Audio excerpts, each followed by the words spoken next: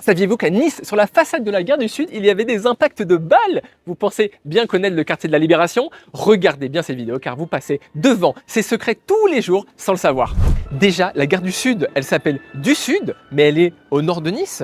Elle a été construite en 1892 pour la ligne Nice-Digne ou la ligne du Sud et son nom vient de la destination et pas de sa position. Et ça, c'est seulement le premier détail sur cette gare. L'architecture de la gare du Sud est également remarquable. Elle s'est même inspirée de l'architecture de la gare du Nord à Paris. Et plus étonnant encore, sa grande halle métallique classée au monument historique est un vestige de l'exposition universelle de Paris en 1889, la même exposition qu'a vu l'inauguration de la Tour Eiffel. Cette gare a vu la belle époque à Paris et une guerre mondiale à Nice. Regardez ces murs, il y a des dizaines d'impacts de balles. Le 28 août 1944, 350 résistants niçois ont mené une vraie guérilla urbaine juste ici. Et ils ont chassé les Allemands avant même l'arrivée des Américains. Le nom de la Libération ne doit rien au hasard, mais saviez-vous comment s'appelait ce quartier avant?